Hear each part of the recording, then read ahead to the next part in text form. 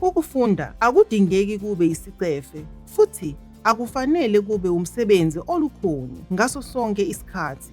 Imidlalo iyindlela ejabulisayo nelula yokusiza ukwesekela ukukhula kwengane yakho. Namuhla sizokhuluma ngohlelo lwemidlalo ongayidlala nezinsana zakho nojahidada. Eminye yale midlalo ingase ingazwakali njengemidlalo kuwe, kodwa le misebenzi izokweseka ukukhula kwengane yakho ngesikhathi futhi ingane ikuthokozela. Ake siqale ngemidlalo yezingane eziyinsana nezincane ezisanda kuzalwa kuya eminyakeni emibili. 1, 2. Izingane ziyakuthanda ukudlala umdlalo wokucasha kude aziveza, kanti okudingayo nje izandla zakho, ubuso kanye nephimbo lakho. Ingane nazo ziyakuthanda ukudlala umdlalo womzimba, lapho umnakekeli omdala ekhomba isitho somzimba futhi ebiza isitho somzimba ngegama laso. Likuphi ikhala lomntwana? Likuphi ikhala lomntwana?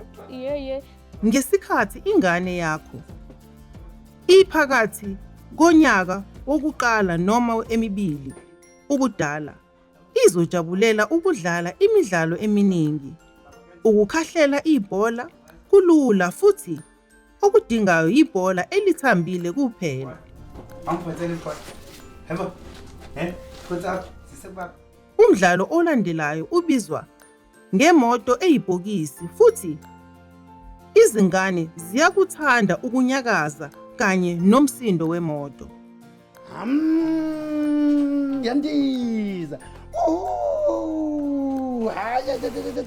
Umacashelana enye intandokazi yezingane ezincane. Umdlalo kamacashelana ubandakanya ukucashelana, kodwa lolu hlobo lukamacashelana lumbandakanya ukufihla izinto ukuze izingane zizicinge zizithole. Lo mdlalo ungadlalwa noma yikuphi ngezinto onazo. Buka ividiyo elandelayo ukuze ubone ukuthi ugogo ulojabulisa kanjani usana ngalomdlalo. Uzokuphekela ugogo uzwe? Yebo gogo. Uyalibona izamba? Alright.